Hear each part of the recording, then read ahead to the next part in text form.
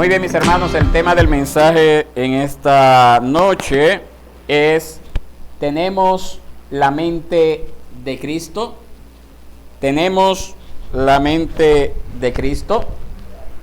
Es una pregunta que yo espero que podamos tener respuesta entre el día de hoy y el próximo culto vespertino.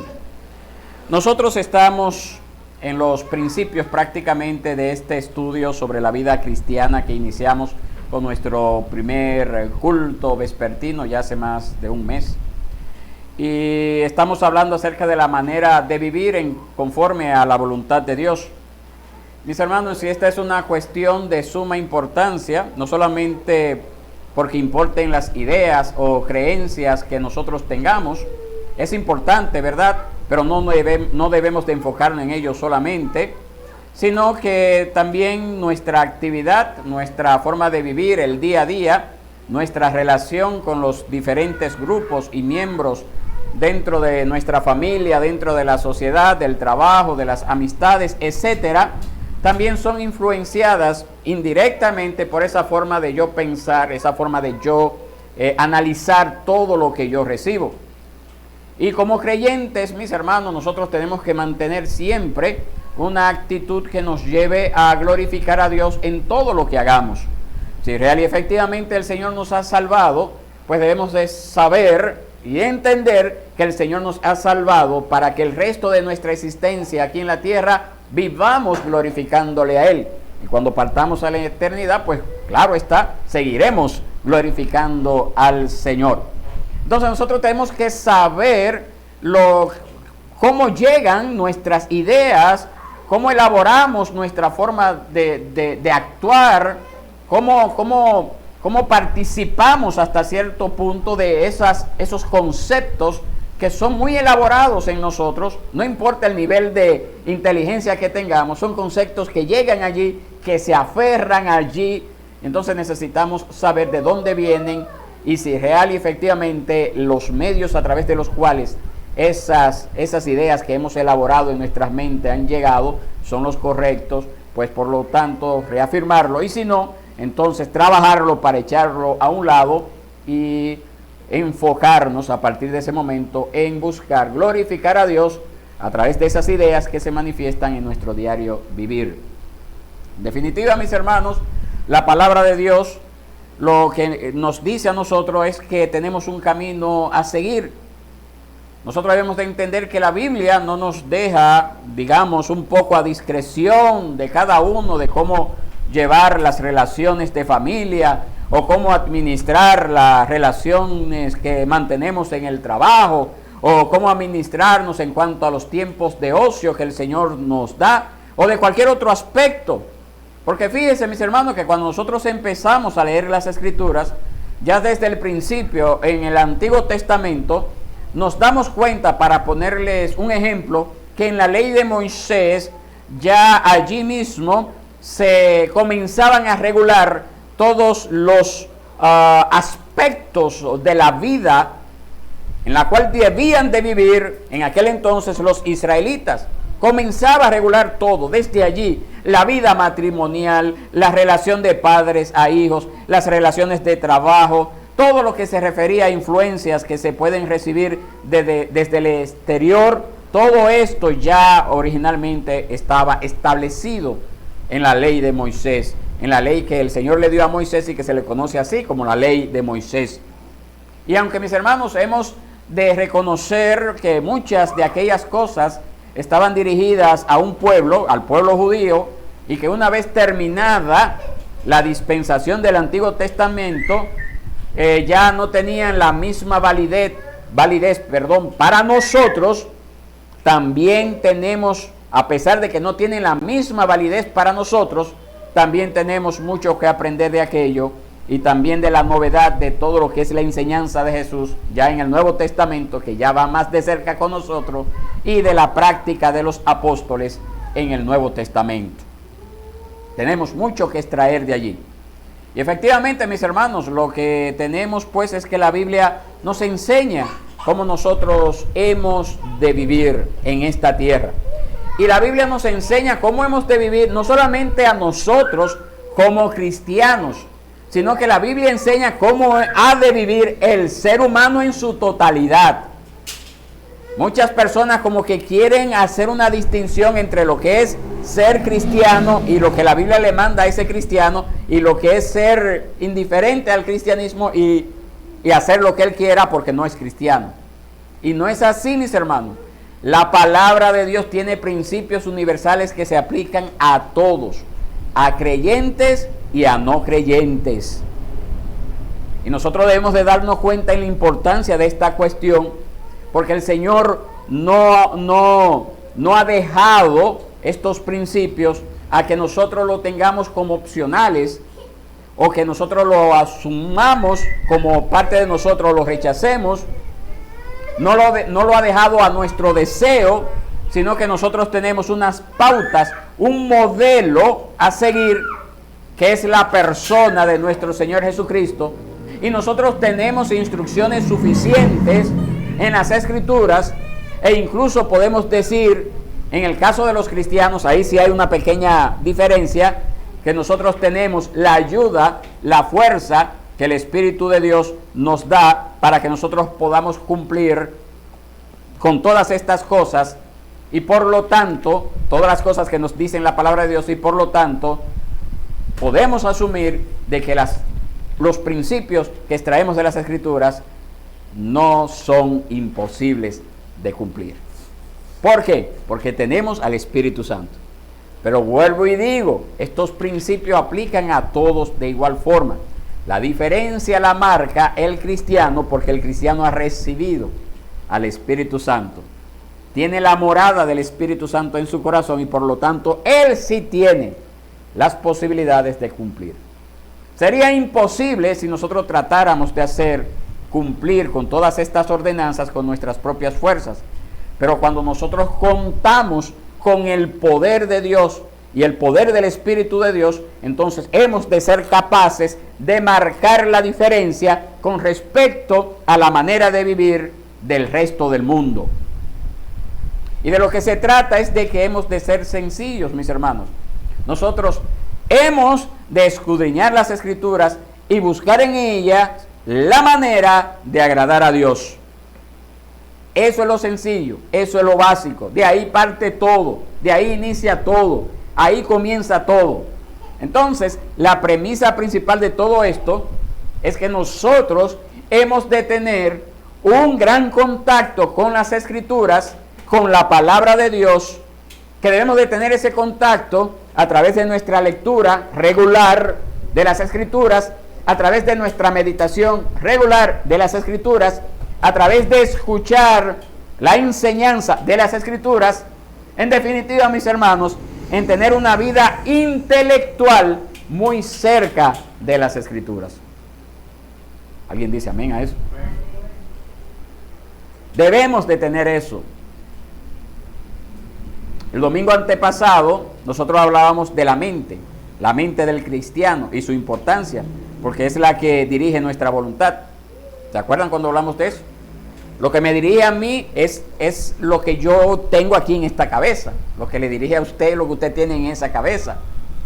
Y si esa cabeza no está llena, imbuida de la palabra de Dios, pues le aseguro que usted va a hacer cualquier cosa menos la voluntad de Dios. Cualquier cosa menos la voluntad de Dios. Fíjense lo que nos dice Romanos 12, verso 1 y 2. Usted lo tiene allí, no lo cierre, por favor. Y si lo cerró, ábralo de nuevo. 12, 1 y 2, Romanos. Por tanto, hermanos, les ruego por las misericordias de Dios que presenten sus cuerpos como sacrificio vivo y santo, aceptable a Dios, que es el culto racional de ustedes. Y no se adapten a este mundo, sino transfórmense mediante la renovación de su mente, para que verifiquen cuál es la voluntad de Dios, lo que es bueno y aceptable y perfecto. Fin de la cita. Aquí nosotros tenemos toda una lección en esas palabras que habría que degranar. Así que se dice, ¿verdad? Cuando usted está ¿cómo es? ¿El qué? Desmenuzar, pero también hay que degranar ¿cómo se llama? Los guandules. Tenemos que degranarlo uno tras otro. Porque en este lenguaje, mis hermanos, tan claro, tan directo del apóstol Pablo, aquí nos está proponiendo todo un tratado de lo que es la ética cristiana. Y aquí hay mucha tela de dónde cortar. Y tenemos que tomarlo al detalle. Aquí nos está poniendo realmente delante de los principios con los que hemos de vivir. Y una de las cosas que nos dice en primer lugar es que nosotros debemos de presentarnos nosotros, ofrecernos como un sacrificio vivo, como un sacrificio santo, agradable o aceptable a Dios, lo cual es nuestro servicio o nuestro culto racional, el culto que ofrecemos con nuestra mente. ¿Oyó eso? Porque el sacrificio que dice aquí, mis hermanos, cuando el apóstol dice que presenten sus cuerpos como sacrificio vivo, lo hemos de entender, por si acaso alguien no lo entendió, en un sentido espiritual. Evidentemente no se refiere a un sacrificio humano, real, sangriento, sino que nosotros estamos hablando de espiritualidad. Pero nosotros debemos de ofrecer nuestro ser, dice incluso nuestro cuerpo. Y después él habla de la mente, cuerpo, mente y voluntad, todo eso presentado u ofrecido a Dios como un sacrificio. Y cuando hablamos de sacrificio, cuando el apóstol está hablando de sacrificio, se está refiriendo a aquellos sacrificios que se ofrecían en el templo. Tenga en mente esto, mis hermanos, todavía cuando el apóstol escribe esto, todavía estaba el templo. Todavía se ofrecían sacrificios en el templo. Y como nosotros sabemos por la historia y por las escrituras, por toda la historia que encontramos en las escrituras, podemos ver que esos sacrificios que se ofrecían en el templo eran ofrendas a Dios y eran sacrificios que normalmente, y el principal de ellos, los holocaustos, eran totalmente quemados. Se quemaban en el altar, los holocaustos. Habían unos que se dedicaban para los sacerdotes, los levitas, pero había un sacrificio, los holocaustos, era totalmente quemada la ofrenda en el altar. Y todo aquello, mis hermanos, era una entrega completa. No quedaba allí más nada para nadie. Solamente quedaban cenizas y habían que recogerlas, pero no para otra cosa. Entonces, cuando nosotros vemos esto, nos damos cuenta que la vida cristiana aquí es comparada a esa especie de entrega similar a la que en un sacrificio se presenta.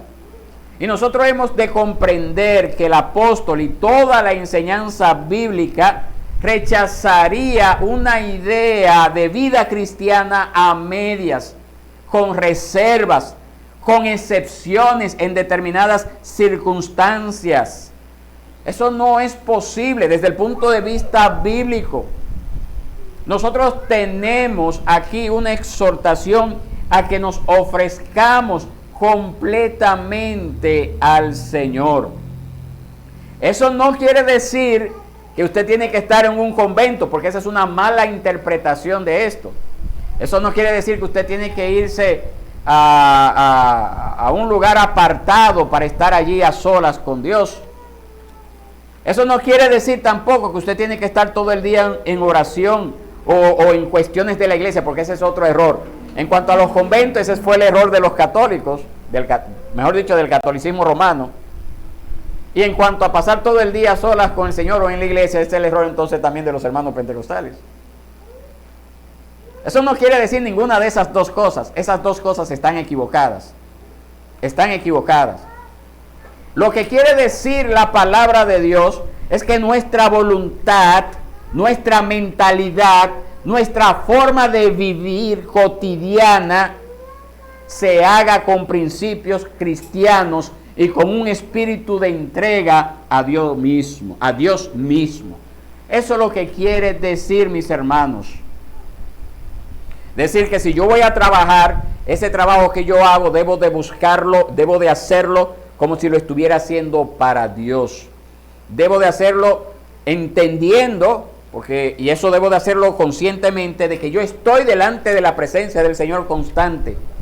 Y que mi vida busca ser esa ofrenda para el Señor, haciendo lo mejor, lo que está a mi alcance, al máximo, lo mejor, para así dar gloria y honra al Señor. Eso es lo que quiere decir, mis hermanos. Eso es lo que quiere decir esta porción de las Escrituras. Así que, mis hermanos, no hay duda de que esto es muy importante, de que esto es un tema fundamental.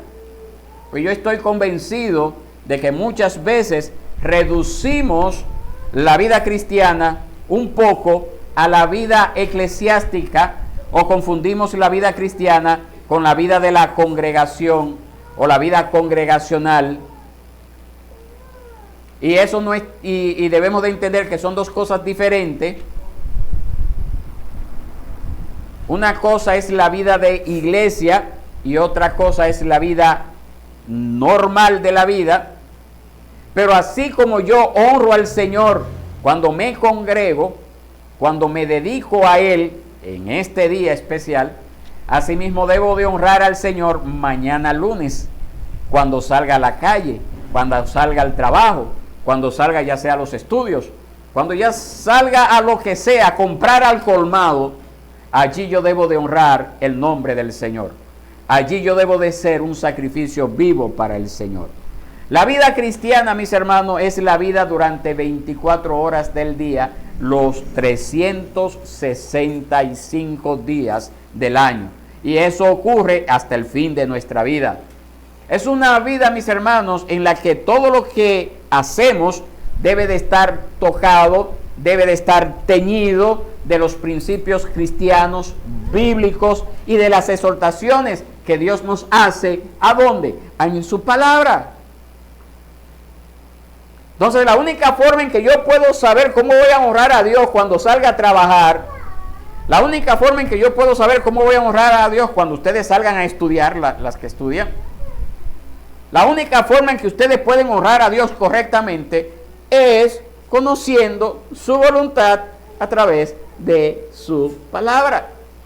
Esa es la única manera, mis hermanos. No lo que usted entienda, no lo que le diga un youtuber en el internet, un muchacho que habla muy bonito en el Instagram, un amigo. No es lo que ellos digan, aunque tengan tintes de evangélico o de cristianismo. No, mis hermanos, es la palabra de Dios en primera instancia. Y quiero decirle, por si usted lo ha pensado o lo está pensando ahora, que eso no es una carga pesada. No es una carga pesada porque el Señor mismo se encargó de decir que su carga es ligera y su yugo es fácil. Entonces, ¿hay una carga? Sí, claro que sí, porque demanda una cierta responsabilidad de parte suya, buscar glorificar a Dios a través del conocimiento que Él le ha dado de su palabra. Hay una carga, pero nos dice la palabra que esa carga es ligera. Hay un yugo, sí, pero nos dice su palabra que ese yugo es fácil. Y lo dice en el sentido de que no es molesto. Cuando nosotros estamos imbuidos del Señor, pues ese yugo se hace más fácil, esa carga se hace ligera. Porque el Señor es el que nos guía, el Señor es el que nos dirige, en Él hallamos reposo. Debemos de entender esto. Y lo hacemos de buena voluntad, con buen agrado, voluntariamente, por la obra de la transformación y de la renovación que Dios está obrando en nosotros a través de ir constantemente a su palabra. Por eso, mis hermanos, miremos lo que nos dice Romanos 12. Romanos 12, el verso 12 específicamente. ¿Qué nos dice ese verso 2? Y no se adapten a este mundo, sino transfórmense mediante la renovación de su mente, para que verifiquen cuál es la voluntad de Dios, lo que es bueno y aceptable y perfecto. Utiliza la palabra adaptarse. No se adapten a este mundo, sino transfórmense. Pero mire cómo dice, mediante la renovación de qué cosa, de su mente, de su mente. Y efectivamente, todo el proceso de la santificación, todo ese caminar en la dirección correcta, en la dirección al reino de Dios, todo eso requiere una renovación de la mente de manera continua. Continua. La mente es como un río donde va fluyendo constantemente el agua. El río siempre tiene aguas frescas, aguas nuevas. Siempre fluye aguas nuevas. Lo ensuciarán allá arriba y llegará sucia donde usted, pero si es agua nueva que está llegando. Siempre es así. Usted va hoy al río, va a tener agua fresca o aguas nuevas, vamos a decir. Y regresará mañana y es otra agua que usted va a tener, no es la misma del día de hoy. Y así mismo es la mente, nuestra mente, la mente del cristiano, la mente del Hijo de Dios, tiene que estar siendo constantemente renovada. Sus ideas, sus principios, sus deseos, tienen que estar renovados. Ahora, ¿cómo pueden ser renovados? Bueno, a través de la palabra. Y si no son renovados a través de la palabra, ¿qué ocurre con esa mente? Va a ser renovada a través del mundo, a través de las ideas del mundo, a través de los principios del mundo, a través de los deseos del mundo. Esa es una cosa que es real, mis hermanos. Si su mente no es renovada por la palabra de Dios, su mente va a ser renovada, pero a través del mundo. Y el mundo, mis hermanos, es una palabra en la Biblia con muchos significados. Pero aquí se refiere a todo lo que no es del reino de Dios, a todo lo que está fuera del reino de Dios. Eso es el mundo. La renovación de la mente es algo importante para todos nosotros desde nuestra infancia, desde que somos pequeños, por la instrucción que hemos recibido en el contexto donde nos hemos criado, hemos recibido renovación constante de nuestra mente. Ahora, eso no quiere decir que esa renovación sea correcta, que sea lo ideal. Es un proceso, mis hermanos, que nos toma, que va a estar en nosotros toda la vida. No es que nos toma, va a estar en nosotros toda la vida. Toda la vida vamos a estar recibiendo como esa renovación de la mente. Lo que usted pensaba que era algo correcto ayer, quizás hoy ha cambiado de idea. Y probablemente ha cambiado de idea, y ojalá sea así, porque ya usted ha tenido tiempo suficiente de estar expuesto a la palabra y la palabra lo ha ido renovando. Ojalá sea así. Pero si la palabra no lo ha ido renovando, esa mente puede tener ideas incluso más radicales, opuestas a la palabra. ¿Por qué? Porque usted puede estar seguro que el mundo va a seguir influenciando su vida. El mundo va a seguir trabajando con su mente, indirectamente, aunque usted no lo quiera, aunque usted diga que no, lo está haciendo. Lo está haciendo. Entonces, la renovación de nuestra mente es un proceso hacia la palabra, hacia las cosas de Dios. Es un proceso que no puede detenerse, que no puede pararse.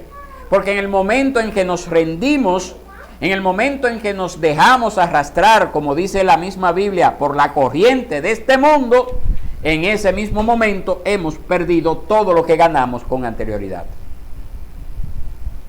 Es así de sencillo, pero también complicado.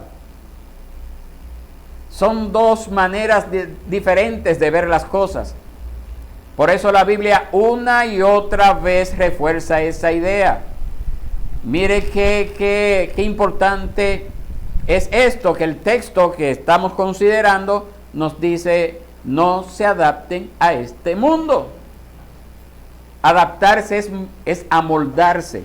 Yo estaba buscando, hay una versión que lo dice, yo pensaba que era la Biblia de las Américas, la anterior a esta, que decía así: no se amolden al mundo, pero no la encontré, quizás, no sé cuál versión será, Pero cuando la Biblia habla de, o en esta ocasión, cuando habla de amoldarse, debemos de imaginarnos para darle un ejemplo, a un molde donde se le echa un líquido hirviendo, caliente, como cuando hacen este material, las tazas, y se vierte sobre un molde, y luego que se seca, se destapa ese molde, y la figura que había dentro del molde queda reflejada en el material seco, en el material ya enfriado.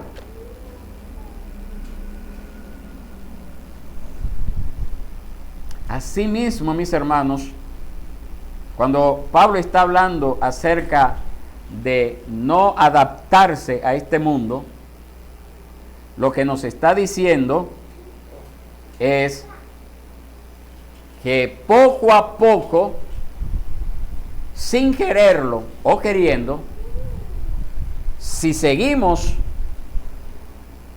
dejando de lado el mandamiento expreso del Señor de que debemos de ir constantemente a las Escrituras, poco a poco seremos amoldados a la imagen del mundo.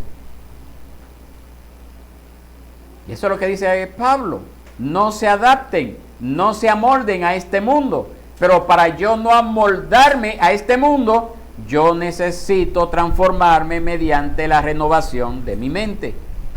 Y eso solamente ocurre a través de la palabra de Dios. Y ahí surge esa pregunta: ¿cómo se produce esa renovación de la mente? Usted dirá, bueno, a través de las Escrituras. Sí, a través de las Escrituras. Pero esa no es toda la verdad. ¿Por qué? Porque hay personas que son conocedoras de las Escrituras. ¿Se acuerdan de los fariseos de esta mañana? Ellos conocían las Escrituras, la estudiaban al detalle, al dedillo, habían profundizado en ellas, pero la palabra no estaba haciendo ninguna obra en sus corazones. Y lo mismo puede ocurrir con nosotros. Nosotros no somos mejores que los fariseos. Nosotros no estamos exentos de caer en el mismo pecado de los fariseos.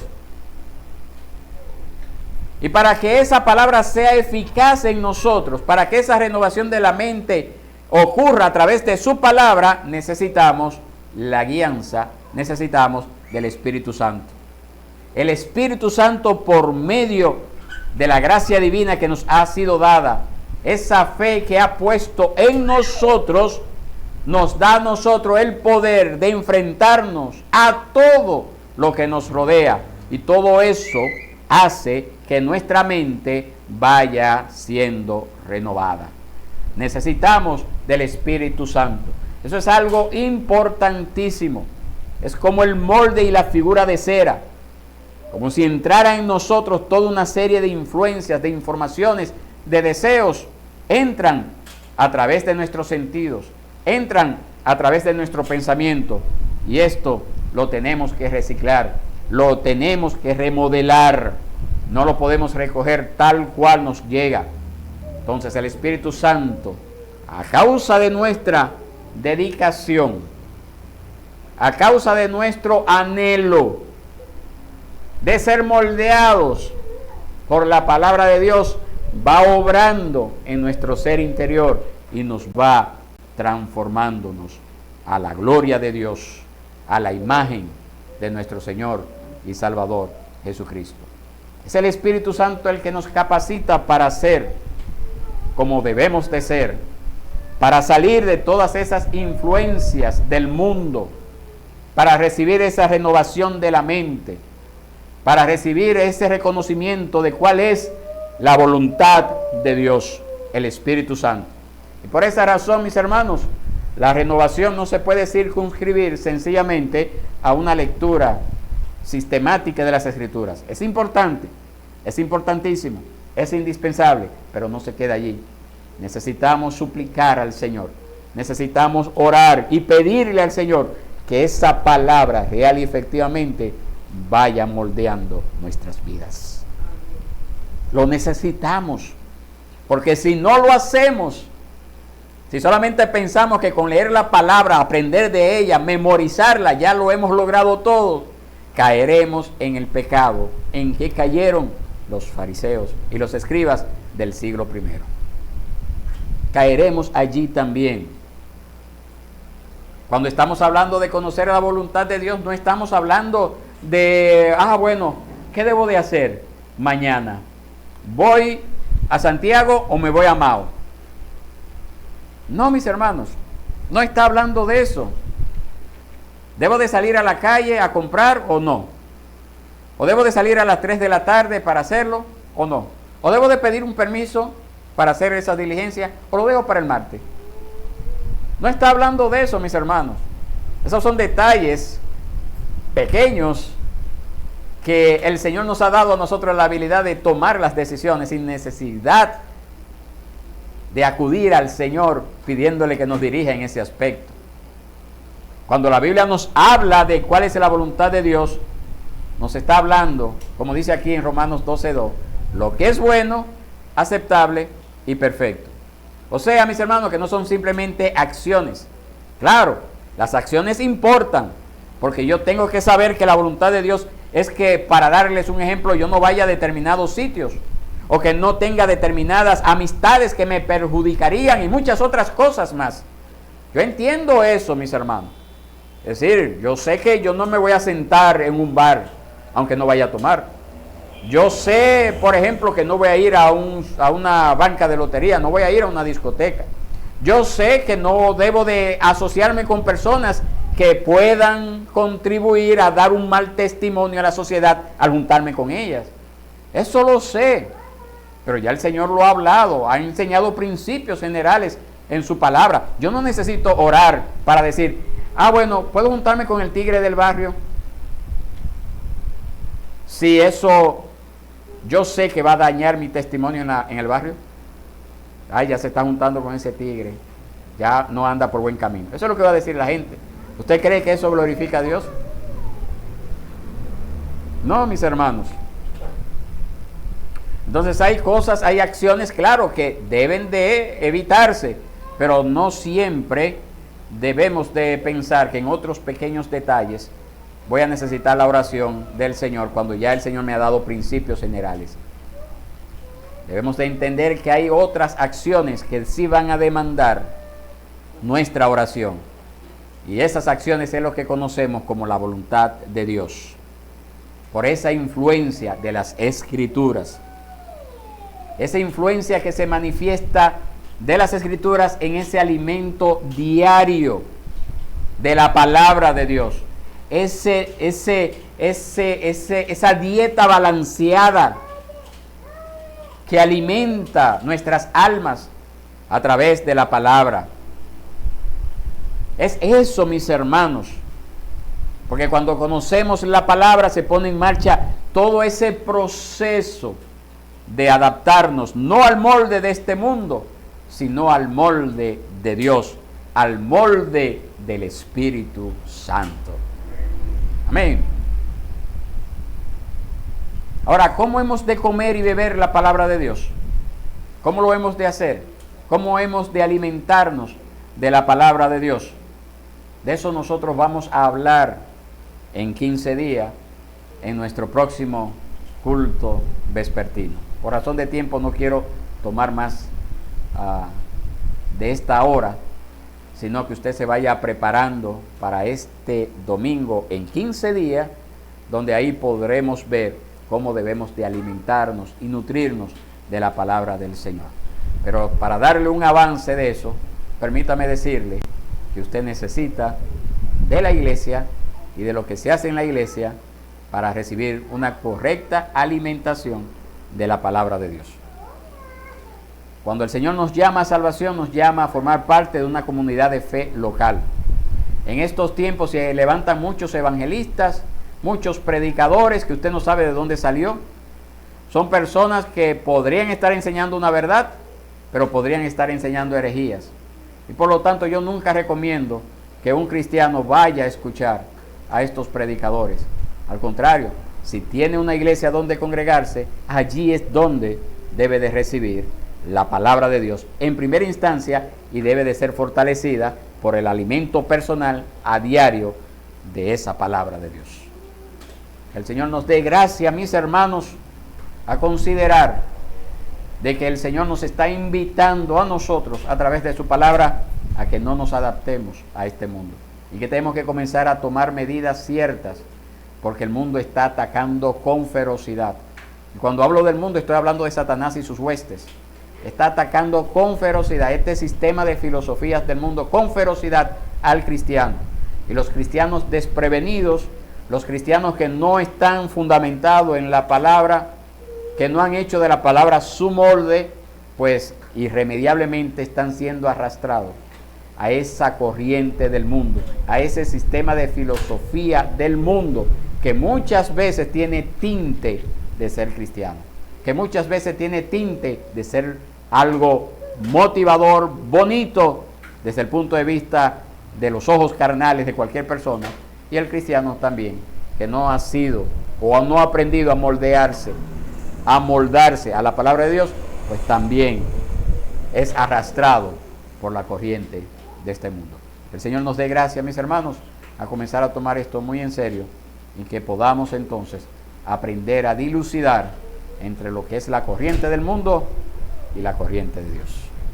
Estemos de pie y vamos a orar al Señor.